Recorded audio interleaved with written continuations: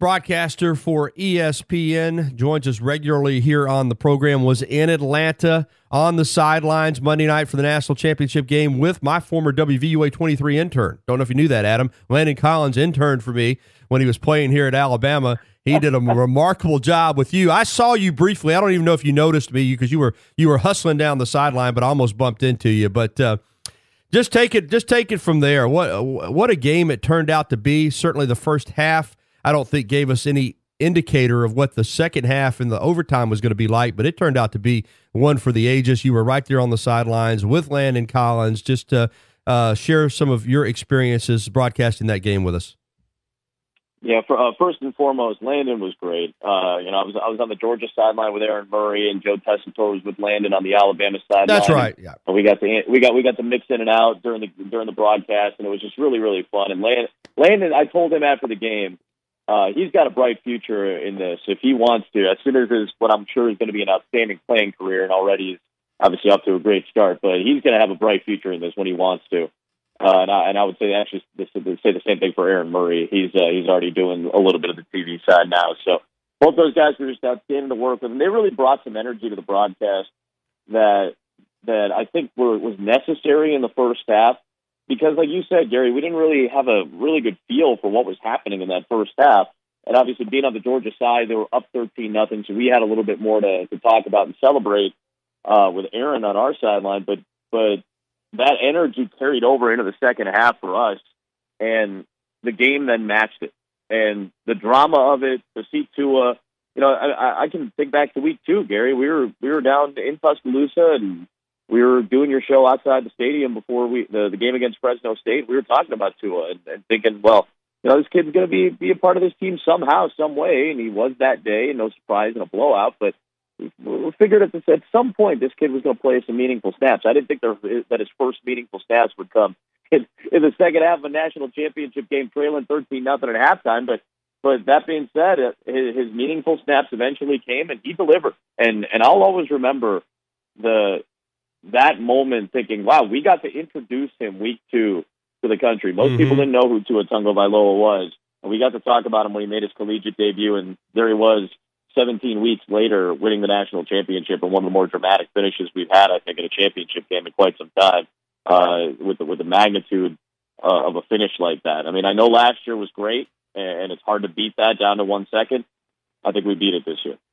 Yeah, I'm at the game, so I'm not watching any of the live telecasts, but all the different finishes from all the different telecasts and radio broadcasts that were available, of course, have been packaged up, and they're available on the internet. And the great thing, and you're right, you were with Aaron Murray and Joe Tessitore was with Landon, but that final play when they had you guys double boxed, and certainly you and Joe are emotionally involved as well, but you're professional, broadcasters. You're keeping your mind on what's happening, but to see the emotional response from two guys who are completely invested. Landon Collins went berserk, and Aaron Murray, literally, you've heard this before, his jaw just dropped. He was speechless on that play, because what made it so incredible, and I was standing on the sideline at that point as well, you see Tua take the 16-yard sack, and from an Alabama perspective and a Georgia perspective too, from an Alabama perspective, your heart just drops, and from a Georgia perspective, you're thinking we're about to win the game, and then it was so fast. They got up to the line of scrimmage, they took the snap, he looked off the two deep coverage, the safety held and didn't get over to didn't get off the hash, and he throws this bullet to Devontae Smith,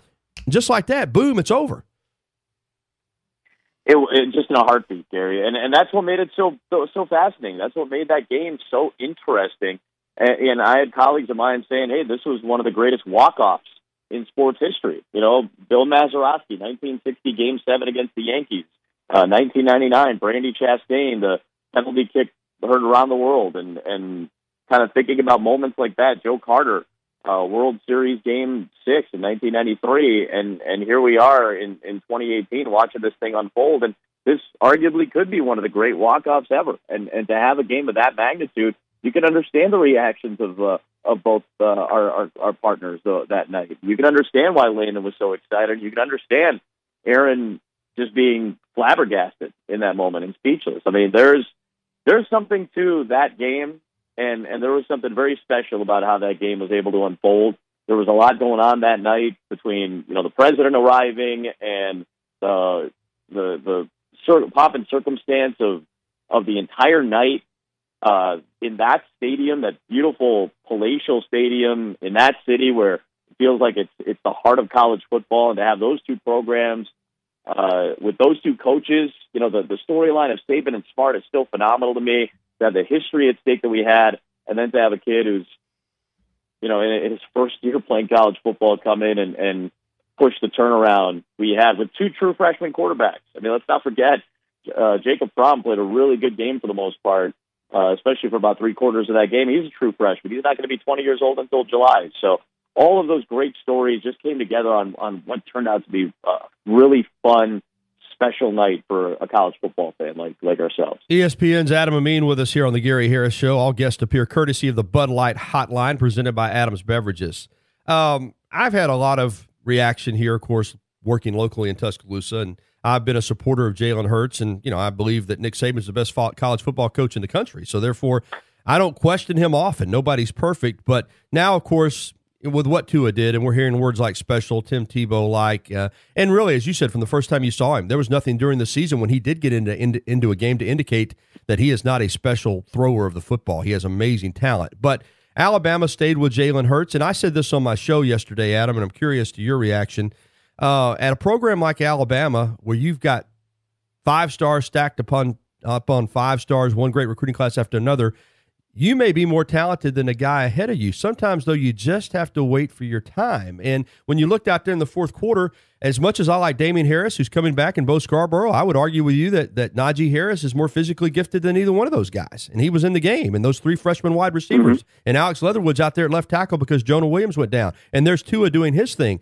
But because you're more talented doesn't necessarily mean you play water away. And I think they were brought along nicely. It was their time. It was their moment. But I've got no issues with how Nick Saban handled the quarterback situation here at Alabama this year. When he needed to go to Tua, he did, and Tua came through. But Jalen Hurts still got this team to the national championship game. Just your thoughts on my take on how he handled those freshmen. 100% agree with you on this, Gary, and I think that's the reasonable and logical way to think about it. And I don't question Nick Saban very often either. I shouldn't even use that word. I'm curious about his motives. I want to know why he does certain things, but not out of some thought that I would do better or that he made bad decisions. I think he's handled it very well. I'm just fascinated by his mental process about it. That's all. For me, I think what Tua said today, I think it was this morning or maybe it was last night on Twitter, about how, remember, this is the guy, speaking of Jalen Hurts. Yeah, it was yesterday. Who got them to it was yesterday. Yeah, thank you, Gary. He got them to the national championship game. He's the one who did that. He's 25-2 as a starting quarterback. And yeah, he had struggles all season long. We've talked about it. We have not been shy about saying, hey, they could use more out of Jalen Hurts. He does leave some things to be desired. But I've also been saying for a long time, and I said this to James when he was filling in for you last week, I would trust Jalen Hurts to go out and win me almost any college football game if I needed him to. And I still believe that. I don't think that if Jalen had played in the second half, that all of a sudden, the game would have been turned around automatically. But I'm not under the impression that he couldn't do that. Because I have a lot of belief in what Jalen Hurts does and his athletic ability and his talent and his understanding of the offense and the things that he brings to the table that not very many people can. But I was always aware that Tua could be part of the game plan. We were told by one of the assistants on the sideline that he was part of the game plan during practice and scrimmage, and he's always ready to go for his role. And isn't that what you want out of a backup quarterback? Don't you think that this is kind of the way it's supposed to go? I'm going to give you some snaps. I wish they're meaningful, but they may not be. I'm going to give you time in practice. You're going to be part of the game plan. You're going to be engaged because guess what? If the world starts crashing down and I need you, you damn well better be ready to come out onto the field and do what you need to do to get my team into a position to win the game. And it played out just like that. So do I wonder what the motives are? Do I wonder what the process is like and why he does the things that he does or why he makes some of the decisions that he makes? Absolutely. But I don't consider them to be bad moves, or I don't consider really that much time in terms of questioning him because I do think he makes the right decisions more often than not, and that's really all a good coach does. Yeah, in the end, all coaches, all coaches are smart. We're around them all the time. they're all smart guys. They all understand football. They all understand schemes. They all prepare every single week relatively similarly. But at the end of the day, it's about making good decisions and putting people in position to do well. And who does that as well as Nick Saban? There's not that many out there. Yeah, in the end, it always seems to work out for him more times than not. Moving forward with Tua, because, again, I mean, no one can deny the talent. No one can deny he stepped into a situation that was, not many players, period, backup quarterbacks could step in and handle as a true freshman, made the plays to win the game. He's done that all year when he's come in. He's going to make a few mistakes now. I think that's just living with Tua. He's going to take some chances. He's a little bit of a risk taker. But when you look at the talent, you see what some of these NFL quarterbacks and analysts are saying about him. Alabama's never had a Heisman Trophy winner as a quarterback. They never had one, period, until Mark Ingram and Derrick Henry. But is this guy, in your opinion, got Heisman potential going forward for Alabama? Obviously, it would matter who he's stacked up against, but we haven't seen a whole lot of underclassmen quarterbacks do what Tua did. The problem is it came in such a small sample size in a big stage like that. Listen, I know what he's like in practice, and I know what he's like in game action. I'm well aware of the talent level he has, and heck, he wouldn't be playing at Alabama if he weren't one of the better players in the country. That's just how it is. So, do I think there's Heisman potential? There's Heisman potential for most skilled players when they're at Alabama, running backs and quarterbacks specifically. But I still want to wait to see it in a big sample size, in a larger sample size. Now, obviously, that's as big of a stage as you're going to play in, and to do what he did for 2 quarters in overtime is phenomenal. Can he do it every single week? Can he be consistent about it? Those are the things that I do want to see before I say he's a lockdown guy or anything like that. But of course, he has potential to be a Heisman candidate because he's playing at Alabama. He comes in already with a higher level of skill set and talent based on the evaluation of one of the better talent evaluators in college football. So to me, that means he's already a Heisman candidate. But I obviously want to see it on a much more expansive sample size over the course of a period of time. Absolutely, Adam. And you touch on something, too. If he is the starter next year, then there's going to be a book on him real quickly, and defensive coordinators are going to start trying to find weaknesses. You look at Jalen as a freshman, his ability to run the ball was dynamic. As they started, meaning opposing defensive coordinators started finding out his weaknesses and areas where he couldn't throw the football, they took away things that limited his running game, and he was not maybe as effective this year as he was last year. When and if Tua is the quarterback, the same thing will happen with him. You know that. These guys on these other teams are paid money to slow people down. It will be different. So that'll be a challenge for him if he's the starter every week going out there, as you said, and having to play with consistency, particularly the way Nick Saban hates turnovers. And Gary, the way we kind of view this stuff is, and I mean specifically to Tua's situation, as people get a better book on him and obviously learn how to scout him a little bit better, it's those quarterbacks that transcend those limitations that are placed on them by opposing defenses. They're the ones who get the Heisman hype, and obviously they're the ones who develop great careers and all of that. I think Baker Mayfield is a player like that. There's a reason he's won a Heisman Trophy. But let's also look at a Lamar Jackson. He won the Heisman in a year where he lapped everybody. He still put up pretty darn good numbers this year. He was still able to transcend a lot of defenses that he played. I think that speaks very highly of his skill as a collegiate quarterback. So it's those types of players that we need to see do it over multiple periods of time, multiple seasons. And I think guys like Mayfield, guys like a Derrick Henry who won it a couple of years ago, somebody like a Lamar Jackson who won it last year. I think those are fair assessments to make, and those are the types of players that show the consistency worthy of being a transcendent Heisman type player. One more statement on Alabama moving forward from you, Adam. They won the national championship. It's the 5th in the last 9 seasons. Remarkable. They played for it 6 times in the last 9 seasons. There were a lot of people that were ready to, put them aside after the loss to Auburn, said they didn't deserve to get in the playoff. They took care of Clemson. They took care of Georgia. Now you look at how young and talented this football team is going forward. Is there absolutely any reason to believe that Alabama won't be back in this position next year? No reason to believe that they won't be. This is one of the more impressive to me on the outside looking in, Gary, and I'd love to hear your thought on it too. To me, this is one of the more impressive coaching jobs of Nick Saban's career. Absolutely, because of exactly what you talked about. It's tremendous talent it's not the elite level talent just yet that we're used to talking about, right? Outside of a Raekwon Davis to me and a Minkah Fitzpatrick, who is truly, truly elite on that defense? I don't think it's like what we saw with a Jonathan Allen or a Tim Williams or an Anderson or a lot of these guys that we've seen on championship caliber teams for Nick Saban. Will those guys turn into those elite level players? Yeah. But that's what we're talking about now, right? We're talking about the development of a national championship winning team. And that is what scares me. If I'm an opposing fan, that should scare college football, because they did it with an incredible level of young talent. And to see them win a title and now bring a lot of these guys back and potentially have them for 2 more seasons, that should be a scary thought for the rest of college football. There's no reason to think that they're not going to be right back there, at worst, in the mix for the playoff like they were this year, and potentially getting in, and then anything can happen after that. Couple more for you, Adam. NFL playoffs, man, the South is going to rise again. I mean, we got Atlanta, we got Tennessee, we got Jacksonville, we got New Orleans, but I'm excited about these matchups. First, the 2 games tomorrow, Atlanta at Philadelphia.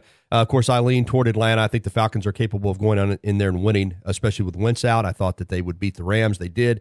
Tennessee at New England. I tell you, if Tennessee, they grind you. I don't always agree with Mike Mularkey's philosophy on coaching, but if they can hang close, I did notice Kansas City was sucking wind in the fourth quarter trying to tackle Derrick Henry. If they hang around, they can wear you down. Those 2 matchups tomorrow, what do you think? I do feel Atlanta has a great opportunity to win this game. It's just I haven't seen enough from Nick Foles in his couple of starts to really feel like this offense is clicking with him just yet. I think their defense is really, really good. I do feel like Atlanta's offense is capable, and I think Nick Foles' struggles that we've seen so far have a major impact in maybe Atlanta going on the road as a 6 seed and winning, which again it wouldn't really be that much of an upset. And frankly, I think they're still favored as far as I've checked. Atlanta's still favored in that game. They are. How much of an upset? How much of an upset is it really? Not really sure at the end of the day. I love what you said about Tennessee there, Gary. I think if Derrick Henry has a big game, and they can keep Tom Brady off the field and limit his possessions, I think they have a serious shot. I've talked about it all year. I like Tennessee's defense. I think they're a solid defensive unit. I like them on the back end. I don't think they can guard Gronkowski. So it's going to be up to the front of Tennessee to win this game for them. I honestly believe that. Limit Tom Brady's possessions if you're the offense, grind out drives and get a couple of touchdowns. And then I think the biggest factor is getting Tom Brady off his spot. That's the only way Brady has been ineffective this year. Anytime he's had a rocky game or rocky stretches, it's because defenses have gotten him off his spot. He's as pure of a pocket quarterback as there is in the NFL, maybe ever. And he is as clean and as mechanically sound as any quarterback I've ever seen when he's clean in the pocket. If he's not clean in the pocket, like most QBs, he struggles, but he seems to struggle more so than a lot of other guys. His movement is limited. He's 40 years old. His arm isn't as strong as it used to be. It's very good when it's a clean pocket. It's not very good when it's a pressure-filled pocket. And on Sunday in the AFC, Jacksonville's at Pittsburgh, and in the NFC, New Orleans at Minnesota. That should be a good one. Jacksonville, Blake Bortles was returned to being Blake Bortles, but their defense is so strong. They absolutely clocked the Steelers in the regular season. Yep. I don't think they're going to beat them twice, and that New Orleans-Minnesota game could be a dandy. 2 pick sixes for Jacksonville in that game early in the season against Pittsburgh. I think I want to say 30-9, if I'm not mistaken, was the final score in that game. So, yeah, if they're, again, much like we talked about with Tennessee, their defense for Jacksonville is going to have to win them this game. And, frankly, it's won them a lot of games already this season. So I don't think it'd be out of the realm of possibility for them to win. I think Pittsburgh's playing really well. I liked what I saw from them at the end of the season, even in the loss to New England. I think Pittsburgh wins that game. And man, I think New Orleans, Minnesota could end up being the best game of this round, honestly. The way New Orleans offense can get going against that defense, which I've been a fan of since week 2 when I saw them, I think that still is one of the best defensive units in the NFL, and I can't wait to see that offense go up against that defense. I think Minnesota's going to win this game. Real quickly, LeVar Ball already trying to undermine Luke Walton with the Lakers. Should Magic Johnson just come out and make a statement and basically tell LeVar Ball to shut up? I think so. I think it's hurting the organization, one of the great organizations in the history of the NBA. I think it's hurting media coverage because I don't care that much to know what they're doing, and it's seemingly flooding any of the outlets I want to go seek information out in. So, yeah, it's a distraction. It's as annoying of a distraction as there is in sports right now, and I'm sure we're part of the reason for it. I know it's media driven, but it's also consumer driven. It's all of our fault. We're all to blame for this in some capacity. When you feed the beast, these are the types of things that happen, and then it becomes a self-contained, self-cannibalizing cycle. So, yeah, I think Magic Johnson, it'd be great for him to try to shut this down. But as we've seen, some folks just don't want to be shut down, and they won't be. Great stuff as always, Adam. Are you on the call for any of these games this weekend? No, unfortunately, ESPN is done after the regular season. Our friends at Westwood One will take you the rest of the way. Super. Follow Adam on Twitter at Adam Amin. Thanks a lot, my friend. Anytime, bud.